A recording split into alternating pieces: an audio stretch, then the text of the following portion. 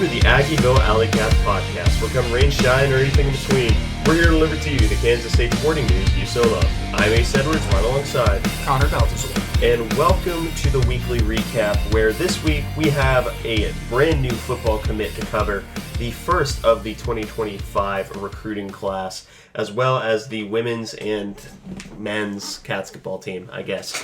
But just starting off with the brand new commit, it's seemingly been for the at least past 2 years that the first commit is pretty close to always being, or at least the quarterback is among the first commits.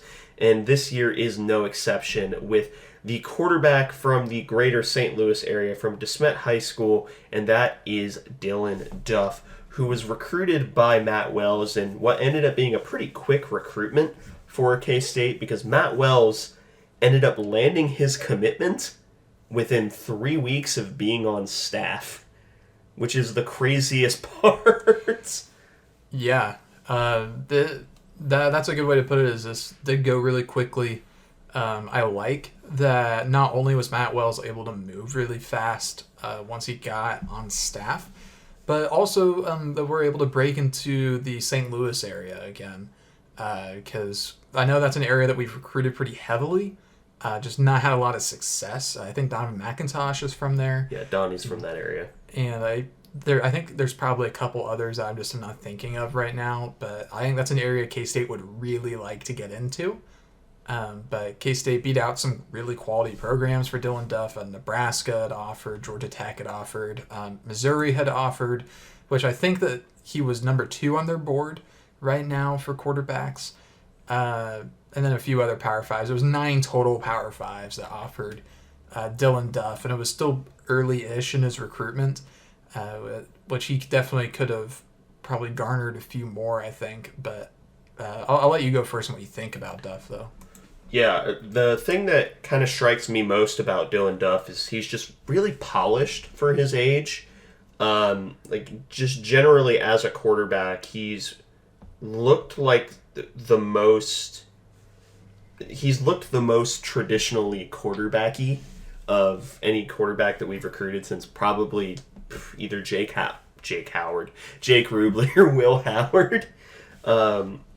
It's just a lot of really clean mechanics outside of whenever he's having to extend the player when something isn't there. Right now, he's a quarterback that really seems to thrive in structure, which makes sense. He's only been starting for 1 year. That doesn't mean that he can't make off-structure plays or off-platform plays, but I think his current skill set is more set to, he knows what he's looking at, and he can make the right decision pretty quickly, and he can do so cleanly. And I think that's sort of how I would describe Dylan Duff, is he's a very clean quarterback. Yeah, I think that's a good way to put it. There's a few attributes about him that I particularly really like. I love his release. It's really, really smooth and quick as well. I also really like his pocket awareness. I feel like he was generally pretty good at manipulating the pocket and knowing when to get out. And his ball placement also was generally pretty good as well. His arm strength is fine, but I think that he has a lot of really positive traits, especially for a quarterback that was in his first year starting last year. And he does have mobility to his game.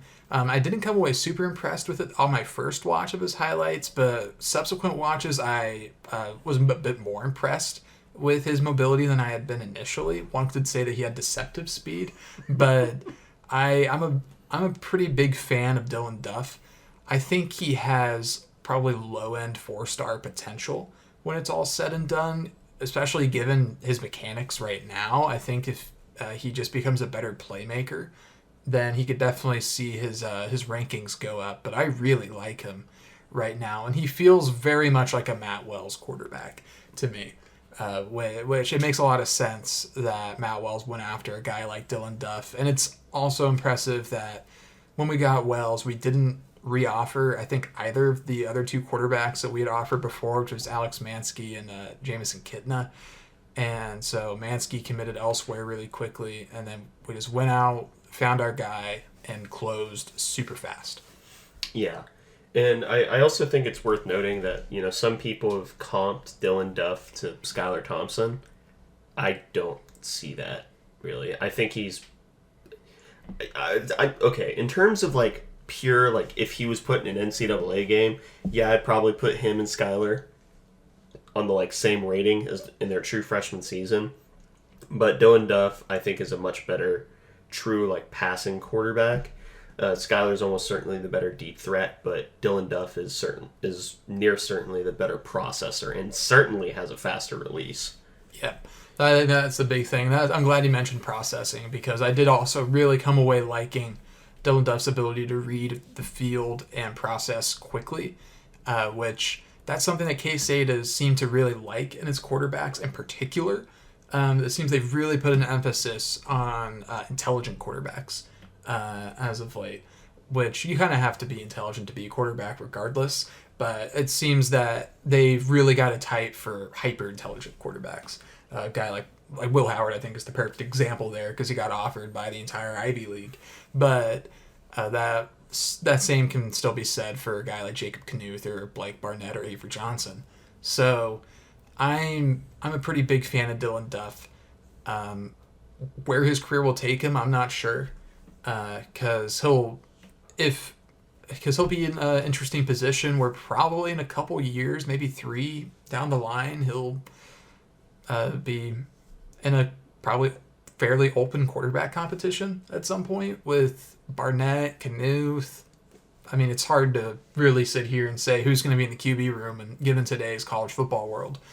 But at the end of the day, I like Dylan Duff.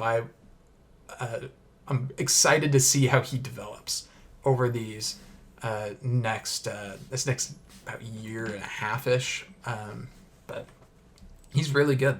He's really good. I'm pretty happy with this being our first commit. I hope we can build on this with some particular weapons that K-State has offered. Guys like Lincoln Cure, Montario Alston out of Arkansas, Deshaun Bram out of Wichita, Derby to be specific. There's some really quality athletes that K-State's after right now, and I think getting your quarterback early can potentially be helpful with that. Yeah, I agree. So welcome to the family, Dylan Duff. Now we can go into the women's Catsketball team, starting with of the two games, the worrying of the two, I suppose would be the best way to put it. And that was the UCF game. K-State was without Ioka Lee in this game, who basically tweaked her other ankle. Not the one she had surgery on, but the one she didn't. But she has 2, so yes, by process of elimination, Austin. But it was a 60-58 Wildcat victory, and it only really got interesting at the end when UCF charged back to make it a tie game, and it was off of a very lucky no one covering Jalen Glenn under the basket layup that eventually won the game for K-State. And this was a frustrating game, to say the least. A big part of it was the fact that we shot 13 1/3% from 3, 2 of 15. But also we only shot 12 of 22 from the free throw line, which was 54.5%. And those have kind of been the two big bugbears for K-State, especially the women's team, towards the back end of the year. It's been free throws and 3-point percentage. And it's been mad annoying. Yeah. I was able to be at this game. Pretty sizable crowd. I think it was somewhere between 6,000 and 7,000. But yeah, 3-point shooting was brutal in this one. The first quarter particularly was really brutal. We had a great second quarter though. But yeah, it seems like this team has really struggled to put games away. Because we were up by double figures in the second half, but we let UCF back into it. We just couldn't really stop them at various points. Still hold them under 60, which is good, but I feel like we could have done more in this one. I mean, a win's a win. A win counts all the same, so I'm not going to sit here and bellyache too much. But it just wasn't the most impressive performance in the world, especially given the expectations that I think we've developed for this team, and I think they've earned those expectations as well because they're just that good. But I was happy I was able to go. There was a great crowd pop at the very end when we found Jalen Glenn for that layup. And so the crowd was pretty into it. The crowd was pretty involved. It was a good environment. And I'm glad that we were able to come away with the win. I wish that we'd be a little bit more convincing sometimes. Yeah, and I think that's the best way to put it. But I'll go ahead and go into the starters. Leading scorer was Gabby Gregory, who played 36 minutes, 7 of 14 from the field, 1 of 8 from 3. She took by far the most threes on the team, more than double the next highest amount. Was 4 of 5 on her free throws, got 7 rebounds, 4 fouls, 1 assist, 3 turnovers, 1 block, 1 steal, 19 points, so she stuffed the stat sheet. Serena Sendell, 34 minutes, 5 of 8 from the field, 0 of 4 on her free throws. 3 rebounds, 4 fouls, 5 assists, 7 turnovers, 1 block, 10 total points. Jalen Glenn, 35 minutes, 2 of 8 from the field, 1 of 3 from 3. 3 rebounds, 2 assists, 7 steals, and 5 total points. Gisela Sanchez, 7 minutes, 0 of 3 from the field, 1 of 2 on her free throws, 1 rebound, 1 foul, 1 turnover, 1 point. And then Briley Glenn rounds out the starting 5. 15 minutes, 0 of 6 from the field, 0 of 1 from 3, 1 turnover, and 2 steals with no points. So the big thing that bothers me here is the inefficiency from the free throw line and, be honest, Gabby's been bad from 3 this year. Yeah, it's been pretty brutal. Luckily in this game, though, we did adjust for that, and she was very effective around the basket. That was kind of a throwback to the Gabby of last year, really, where we saw her, we kind of would space the floor and then isolate her in the paint. And she has fairly good paint instincts for a guard. Some of that is just because she's so strong. But she ended up being able to feed the post with Gabby later in the game, especially in the second half. That was huge.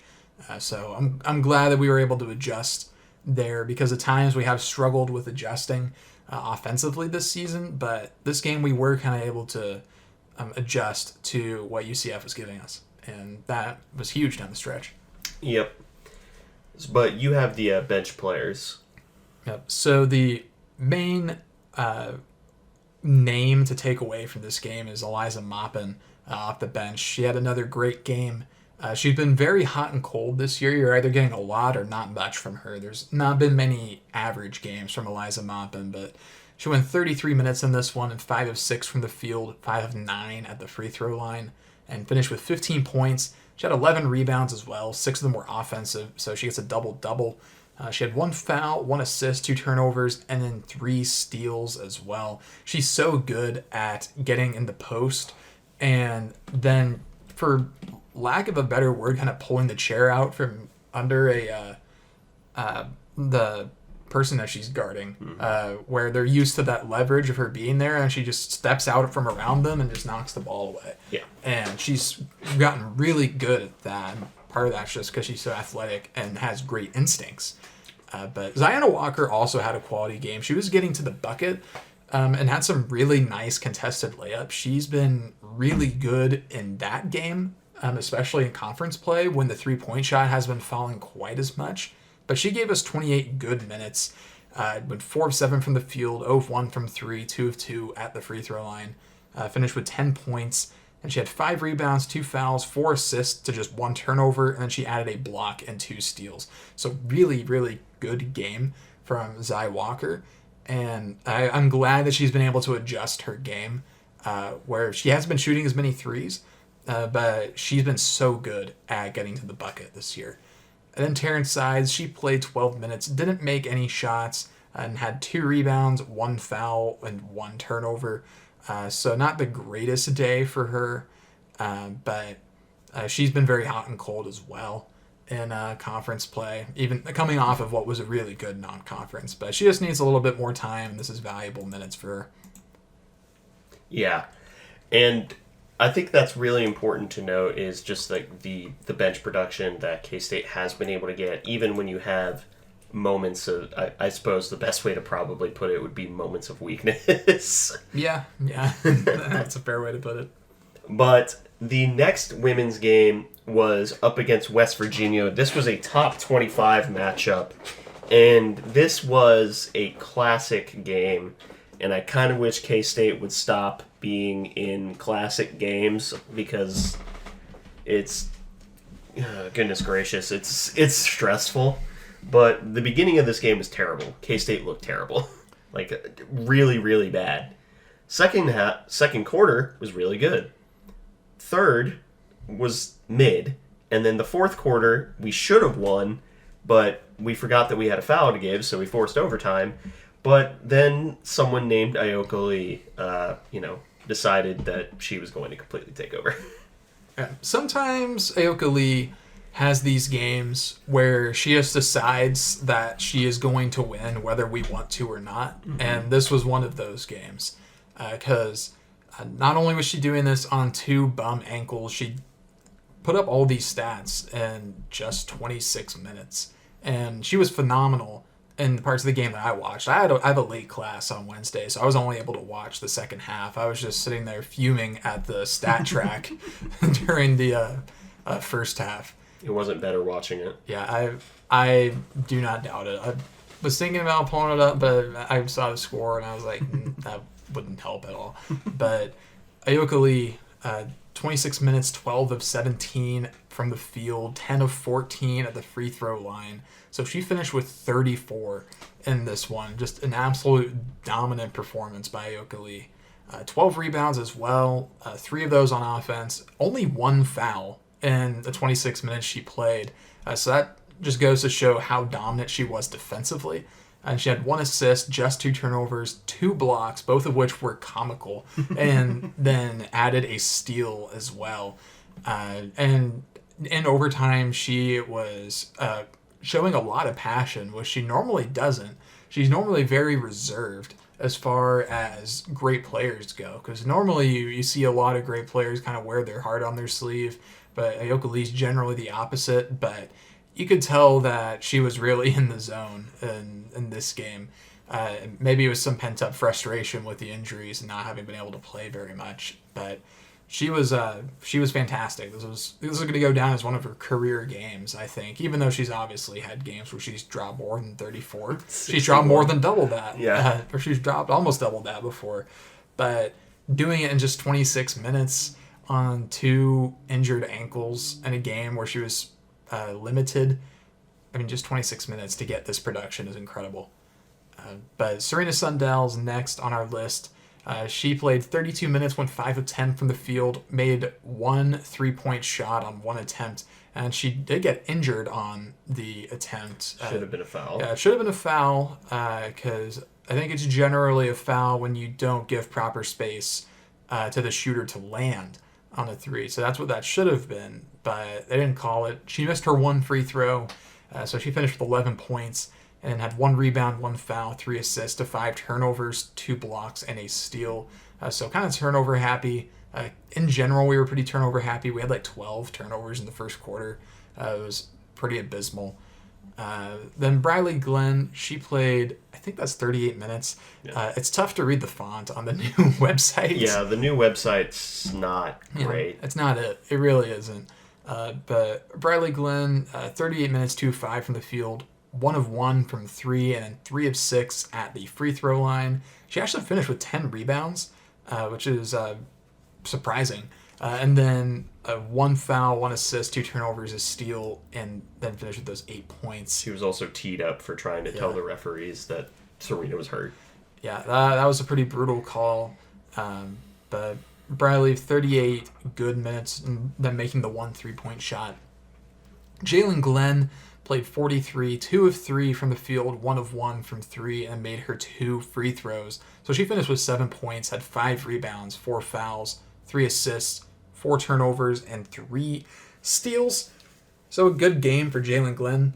I think Abby Gregory played 40, 0 of 4 from the field, 0 of 1 from 3, made 3 of her 4 free throws. So she just had the 3 points and she had 3 rebounds, 8 assists to 5 turnovers. So the turnover numbers are high, not efficient shooting, but the 8 assists are still good. But Ayoka Lee's the obvious dominant factor in the starting lineup.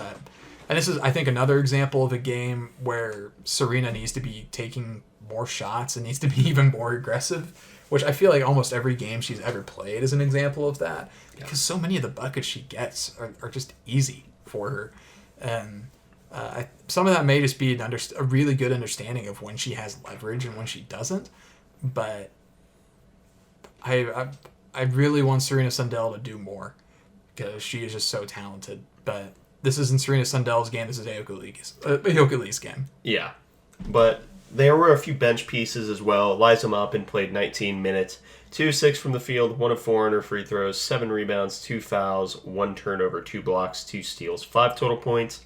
Taryn Sides hit one of the most impactful threes of the game in her 16 minutes. She was 1 of 3 from the field, 1 of 2 from 3, 2 rebounds, 1 assist, 1 turnover, 1 steal. The steal was also very consequential on a fast break where she just kind of, yep, that's mine now. And then Zy Walker, 11 minutes, 1 of 5 from the field, 0 of 1 from 3, 1 rebound, 3 turnovers, and 2 total points. The big bugbear in this game was, again, free throws and the fact that we only shot from 3 7 times. But free throws were the massive headache this game.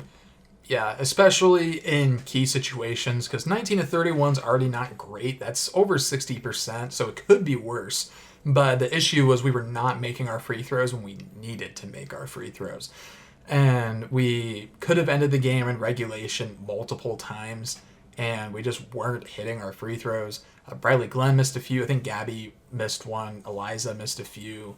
I think even Ayoka Lee missed a couple. She missed a ceiling. She missed one that would have sealed it. Yeah. So difficult, really frustrating, because there's been a few situations like that this year. We're just not hitting our free throws in the clutch. Luckily, it didn't bite us here, but it's gonna bite us, and arguably has at points. But still, this was an interesting change in strategy. Of course, some of that is Ayoka Lee being back, but team-wide, there was also a pretty significant emphasis, it seemed, on not taking a lot of threes. 4 of 7, so 57% on your threes with an admittedly small sample size. But I guess our logic is, even if we're decent shooters and we know that, the shots aren't falling in game. And if that's the case, then we need to be taking fewer of them and trying to get to the bucket and get free throws. And I guess we're going death by 1,000 cuts, since we know we aren't the best at shooting free throws right now. So we're figuring just keep attempting them, and at some point you'll start making them, which we did. We made 19.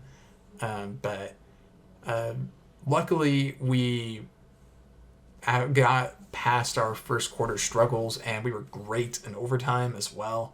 The defense locked in after a while. I think there were 9 gap goats in this game. Mm-hmm. So all in all, this was a gritty and tough performance against I would say, underrated West Virginia team.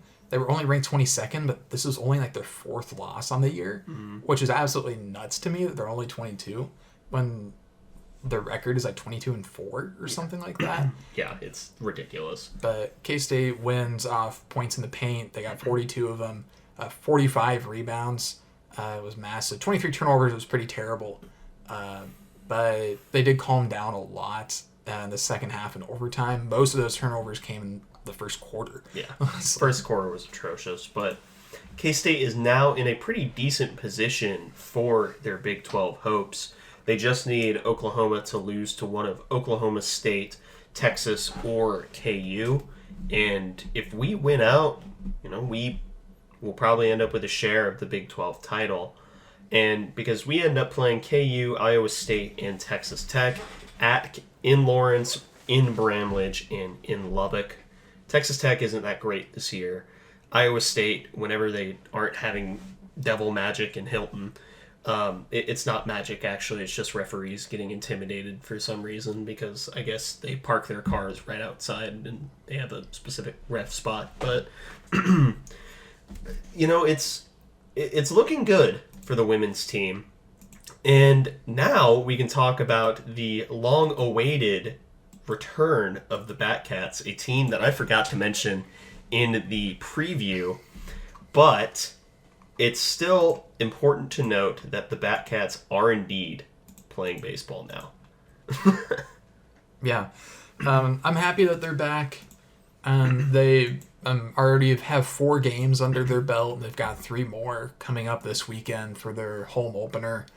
But it was all things considered, a fine opening weekend, especially given the competition that we were facing.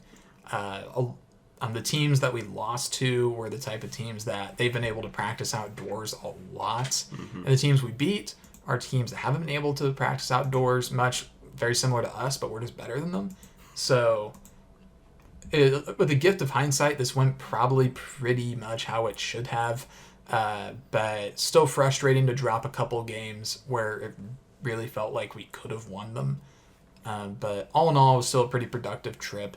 And baseball's a long, long season, so I'm not going to be over here wringing my hands about a couple early season losses.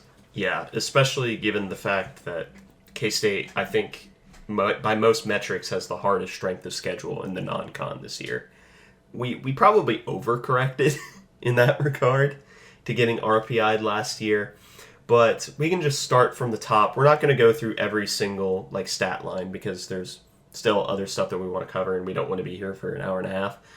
But we'll just go over the most notable performances, starting with day one, which was a 6-3 loss up against Cal in a game broadcast on MLB Network. And to me, the most notable performances were pretty much, it went down to Daniel Rivera having a really, really good day, 2 for 4. Brendan Jones had 2 RBI off of a really, really good home run that he just yoinked. But outside of that, Kalen Culpepper had 2 very near home runs. One just ended up being a double. Rafi ended up hitting the nuke that wasn't. It just disappeared into the night. Yeah, it was a hit that it just curled foul, but if it had stayed fair, it probably would have gone like 450. Yeah. And when we say it disappeared, it was nighttime. The ball literally disappeared. Yeah, you could not see it. Yeah. But also Lobliner went 2 for 4 with a hit.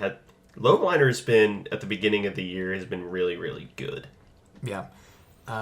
He's been good. Pitching, Borma was just kind of okay. He only went 3 innings. He did get 4 strikeouts, but he allowed 2. So not the best outing for him. Josh Wintrib wasn't fantastic, but Jack Wentworth had a pretty solid outing, all things considered.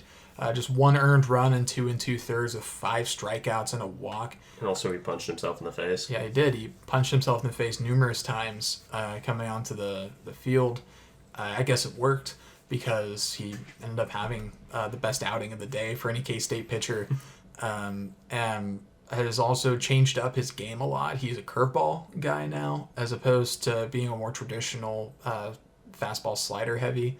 But he's still using the fastball, but he's more changeup and curveball reliant now, and seems to have found a pretty decent niche there so far. It's early, but he looked fairly decent. Yeah. But are there any other, notable performances you want to talk about, or do you just want to talk about the game more generally for a minute or two? No, you just talk about the game. Okay. There was of course, you have the Kalen Culpepper web gem. Every time that we don't mention there's a game with a Kalen Culpepper web gem, just assume it happened because it's gonna happen. But to me, the biggest thing that I took away from this was it was really just they chipped away, and I think that's the best. I think that's going to be the main weakness of this K-State team is we will have innings where we just go off offensively. But the defense and the pitching is still kind of a question mark. I do think it'll probably end up net being better than last year because I think we have better arms than last year, although we don't have Kyler Haney, for example. But I think that if there's one question that I have after the first 4 games, it's can K-State keep teams from chipping away at their lead, which jury's out so far. Yeah. And this game was very winnable. Really, it was just the one missed fly ball that really turned the tide in this one from Kyan Lotus, who is not a natural right fielder, and just completely misjudged a fly ball, which is really unfortunate because I do think Lotus is a high potential player. There's a lot to really like about his game. He just isn't quite there yet, and that one play probably ultimately did cost us the game, unfortunately, but it still wasn't an insurmountable deficit that we faced. We could have come back from it, so I don't want to entirely pin it on him. That was probably just the turning point of the game. Yeah. But the next matchup up against Boston College went considerably better for K-State. And this was the, I believe, second or third start of Tyrule's career in a K-State uniform. But I covered the batters last time, so you can get them this time. Yeah. So quite a few doubles in this game. Chuck Ingram had 2. He had a much better game in this one. He went 2 for 4 with an RBI and a walk. Did strike out twice, but K-State's just always going to be heavy on the strikeouts. It is what it is. Kalen Culpepper went 1 for 4 with an RBI as well. Lobliner had 2 RBIs on just 1 of 4. Daniel Rivera walked. Brady Day walked twice, so back to his usual ways of last year. And then the bottom of the lineup, English had the hit, the true freshman out of Olathe, who is a catcher / outfielder. We had him in right in place of Lotus for this game. And then Pelletier and Bishop, they each registered a hit and an RBI. But it was a pretty even dispersal, all things considered, over on this entire game. Chuck Ingram is the only guy with multiple hits, and this one Day had multiple walks.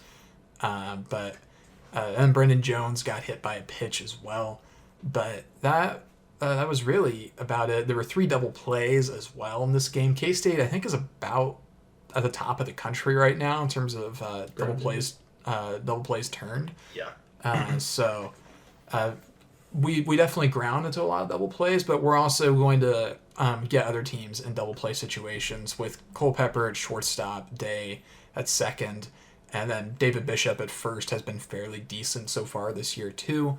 And he's been as far as 9-hole hitters go, he's been solid, I think. Can't really be too upset if your 9-hole hitter isn't exactly raking. No, so you can't be that mad about it.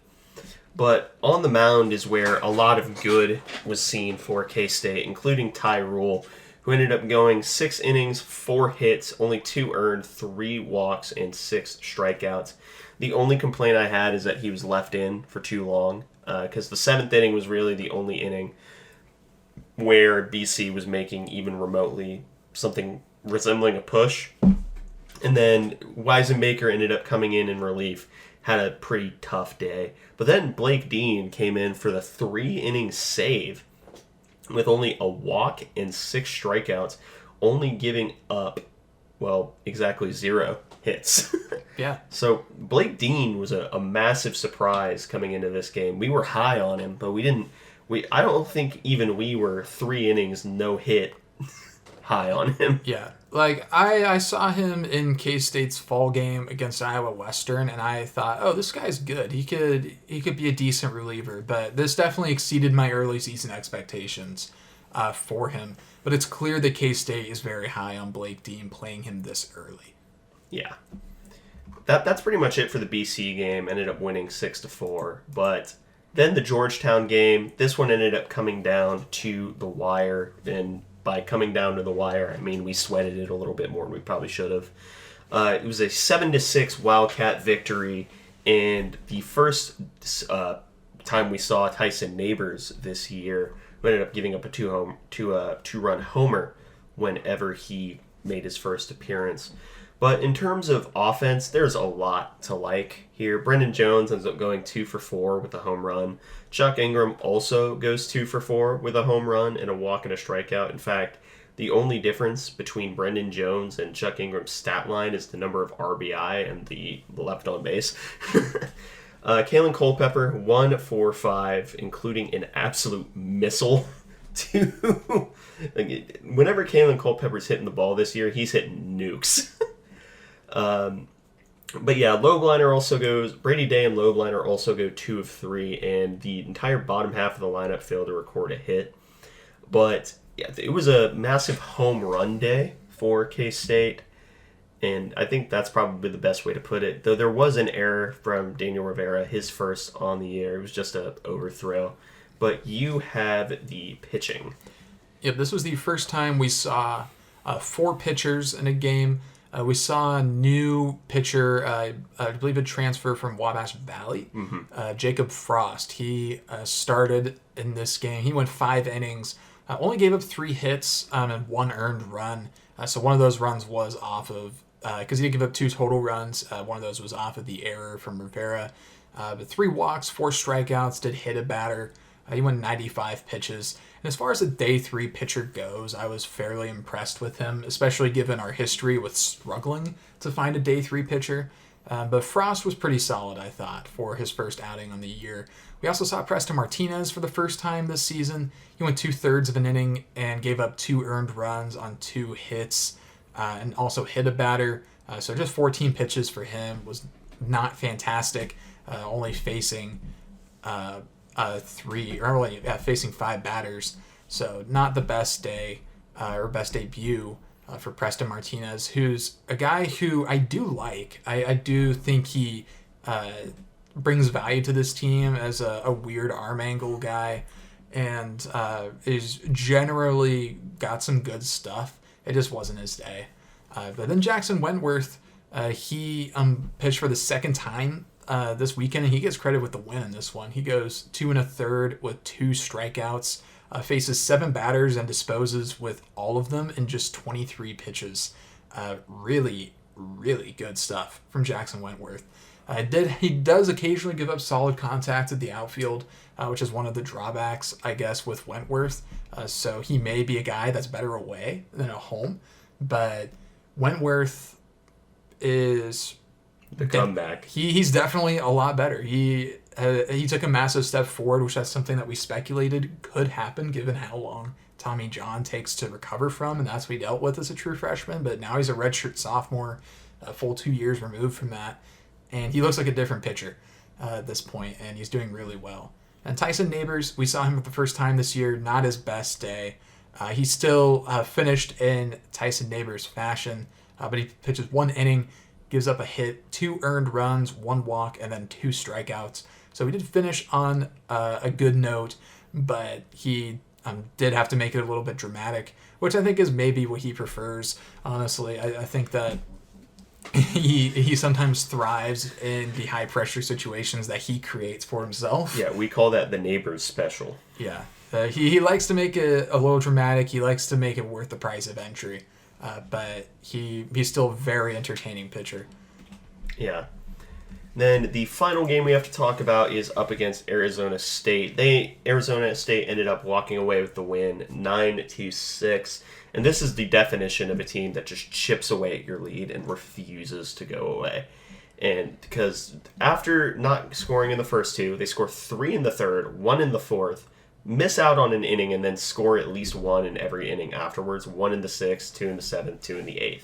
This was a team that just refused to go away. And I think Arizona State's probably a little underrated because their main question is pitching. Their offense is not their question at all, and it never has been. But you have the batters this time around. Yeah, so Brendan Jones leading off again. Goes 0-2, but he draws 3 walks. So striking out twice but drawing 3 walks, that is vintage Brendan Jones. High K rate, but he will definitely be walking a lot as well. He fishes for the walk a lot unless he gets his pitch and then he's driving out. He's one of the strangest leadoff guys I've ever seen. But Chuck Ingram didn't have the best day. He went 0 for 1, did score a run because he drew a walk. but didn't record a hit. This one, just one strikeout. Caitlin Culpepper dropped an absolute missile that I don't think has come back down. He went 2 for 3, that solo home run, and also drew a couple of walks. One of them was an intentional walk, I believe, as well. Yeah, it was. So Caitlin Culpepper's getting the star treatment this season. He has earned it. Brady Day, he had a pretty clutch day hitting as well. He drove in two runs, 2 for 4 on the day, and then also took in a walk as well. Just 1 strikeout. So pretty good day for him. Jaden Lobliner kind of came back down to earth a bit, 0 for 3, but he still drew 2 walks. Then left the bases loaded at one point, which that's a trend.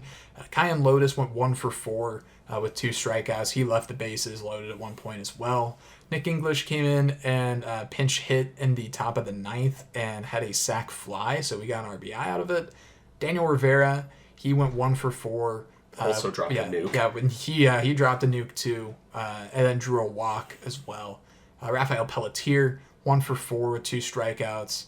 And then Carson Queck came in the pinch hit for him in the top of the 9th, and he struck out, unfortunately. After getting ahead in the count 2-0, they changed pitchers on him, and that's just a tough situation.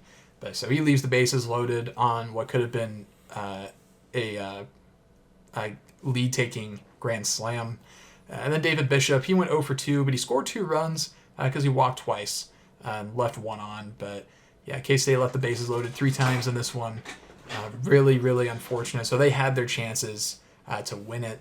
They just couldn't quite get over the hump in this one. They couldn't quite hold off Arizona State long enough, unfortunately. But they put up a valiant effort in a difficult road environment on a random Tuesday. I generally don't make too much of these midweek games, although this is a unfortunate missed opportunity. Yeah, I think that's the best way to put it, is missed opportunity of missed opportunities. Owen Borma was the starting pitcher, ends up going 4 2/3 with 4 earned runs, 4 walks, 9 strikeouts. His K rate is way, way up, but so is his base on ball rate. Which is, he was a pretty good strikeout pitcher last year, but it's got much more volatile, I think is probably the way to say it. But Blake Dean unfortunately ends up getting pegged with a loss here. 2 innings, 5 hits, 3 earned, 1 walk, 2 strikeouts, and a wild pitch and a hit by pitch.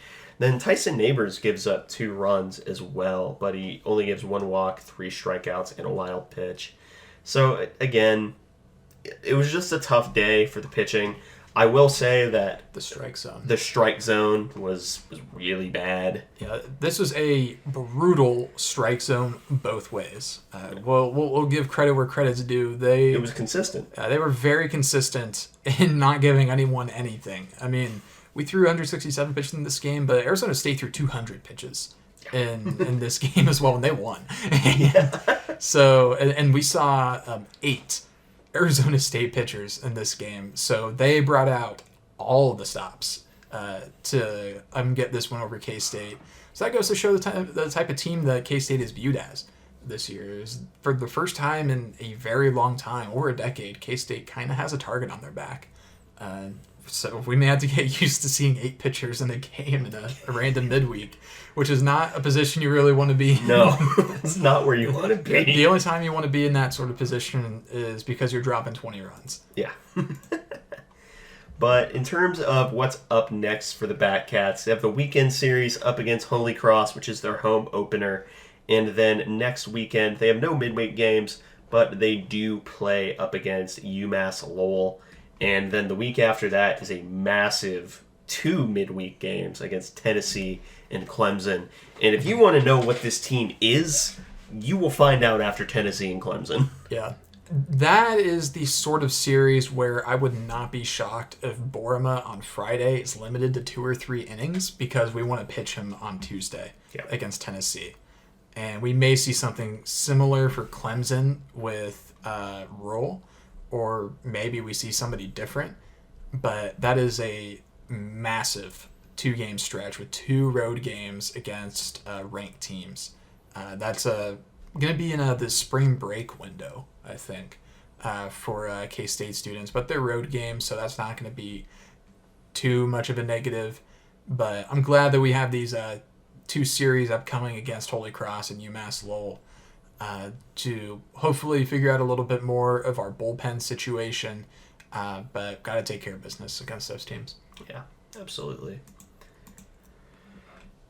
Men's basketball. Lost up against TCU 75-72. It was a heartbreaker on a last-second guy who looked like a mermaid shooting the ball 3.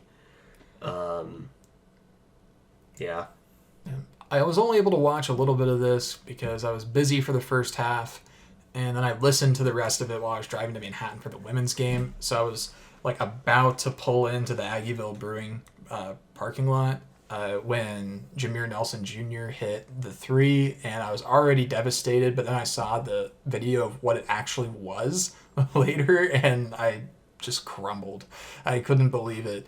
Shout out Aggieville Brewing. Fantastic food. They should sponsor us. But it was a really, that's another heartbreaker, which I guess at some point it's hard to call them heartbreakers if we're used to them. Yeah, I mean, I feel nothing. But I don't know if I want to hit everybody from this game. No, you can just read the 3-point stats. That's all that matters. Yeah, we went 1 of 15 from 3 in this game. The only make was from Arthur Kaluma, and I think that was pretty early as well. Yep. But Kaluma went 3 of 11. Cam went 1 of 7. Perry went 0-6 from 3, but he did have 6 shots and 12 of 12 at the free throw line, so he did contribute. He had 24.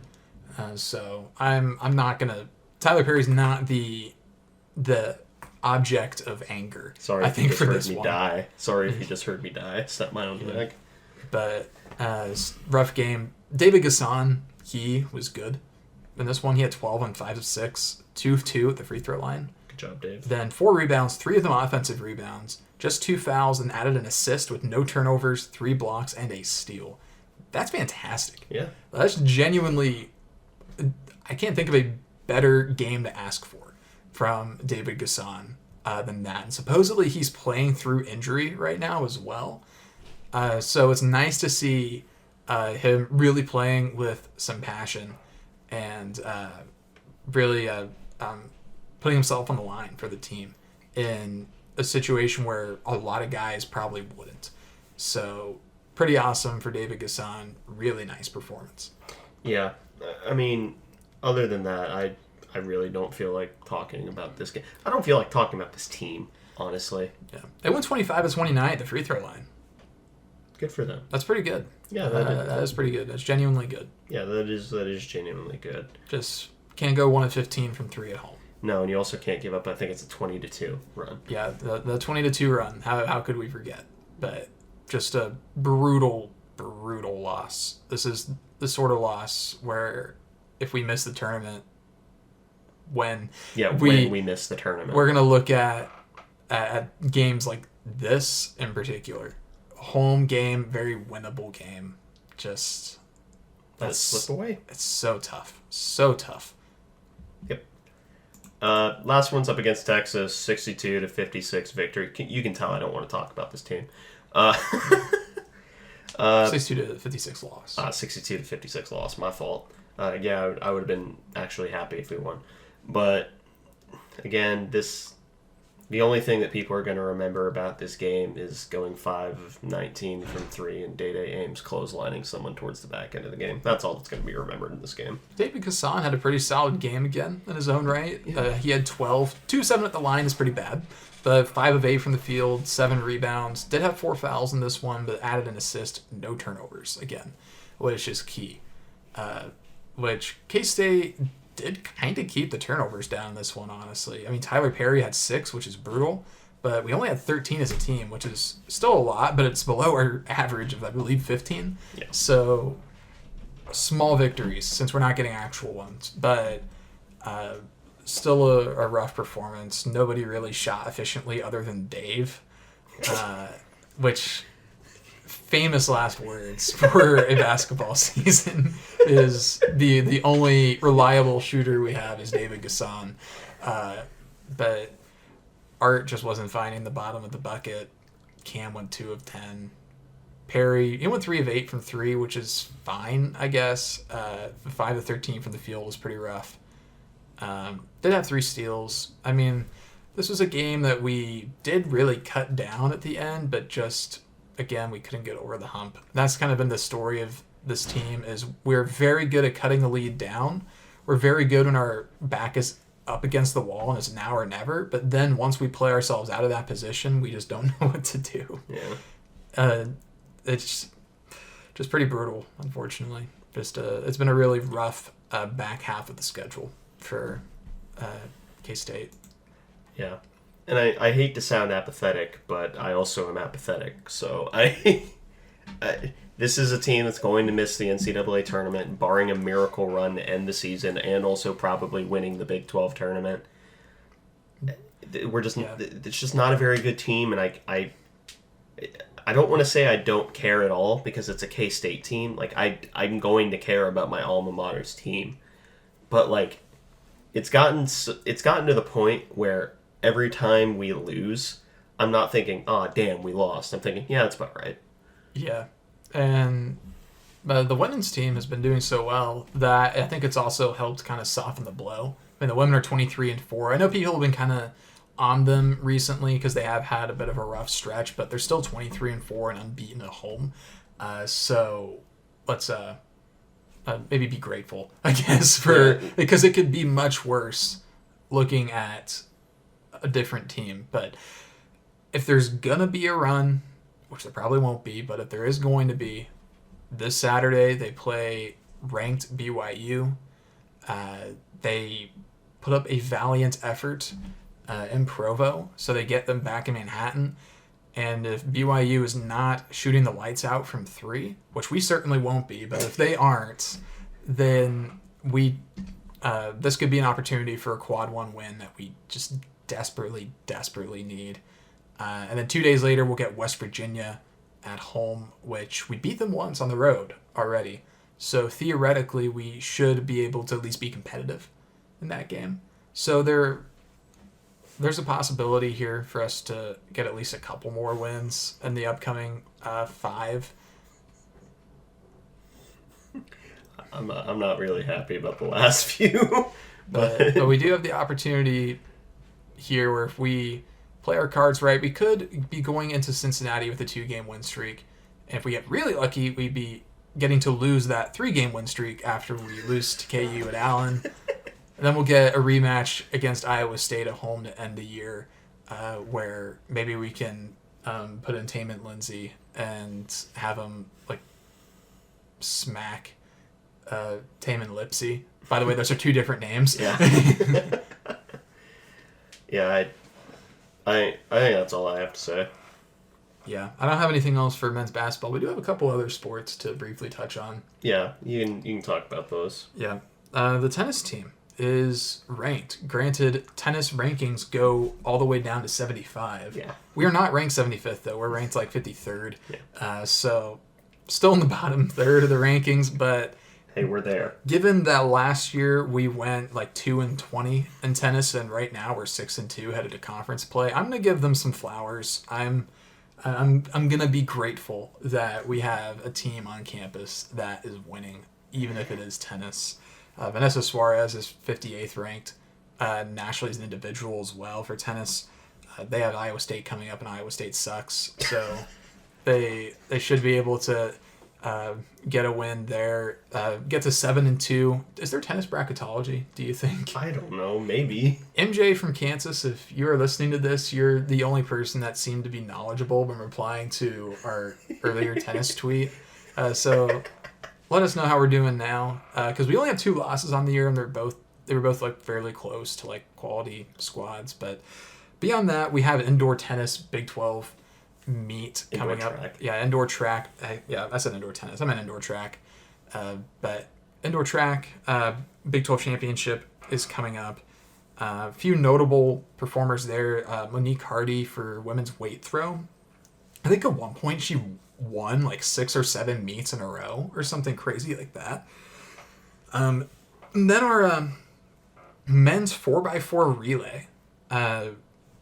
At one point this year was number 1 in the Big 12. Right now, they have the 8th fastest time in the country for a 4x4, and they are about 2 seconds off the number 1 time, which is Arizona State. And there's only one Big 12 team ahead of us, and they're ahead of us by 0.13 seconds, and that's Texas Tech.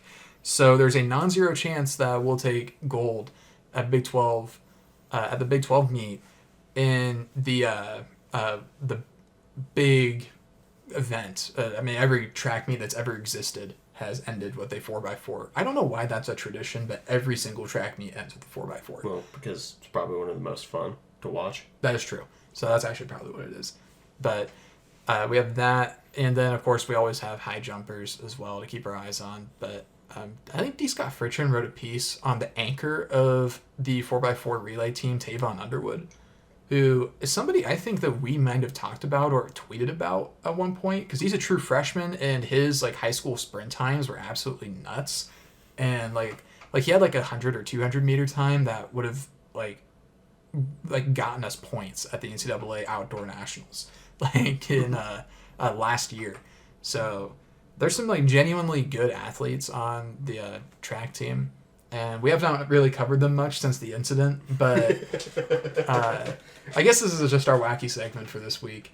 It feels a little rude to them, but it is kind of our wacky segment this week, is covering the tennis and track teams, because they've earned the coverage. They've been successful. Tennis has far exceeded any expectations, but I had none. I figured we were done for after last year, but though they're conscious this year and actually trying, which is cool. And then the track team, seems like historically we've performed better outdoor than we have indoor, from what little track I follow. I don't know if that will still be true now that we have a better indoor facility with a banked track and everything, but I guess we'll see. I'm curious to see how the rest of the track season goes and tennis season goes once we hit conference play and outdoor play. But those two sports are respectively doing pretty well right now, and they don't often get a lot of coverage. So shout out to tennis and track. I agree. But that pretty much wraps up this episode of the Aggieville Alleycats podcast. Thank you all so much for listening. If you want to follow or contact the show, you can follow us just about anywhere at Aggieville Alleycats. And if you want to email us, we're AggievilleAlleycats@gmail.com. If you want to follow us on a more personal note, I'm at ACEdward00. I am at Connor Baltazar, capital C, capital B. And if you want to support the show financially, please be sure to check out both the supporters link and the official Aggieville Alleycats merch store. Both are linked in our Twitter and podcast bios. But most importantly, thank you all for listening to this episode of the Aggieville Alleycats podcast. Where come rain, shine, or anything in between, we're here to deliver to you the Kansas State sporting news that you so love. Stay safe, Alleycats.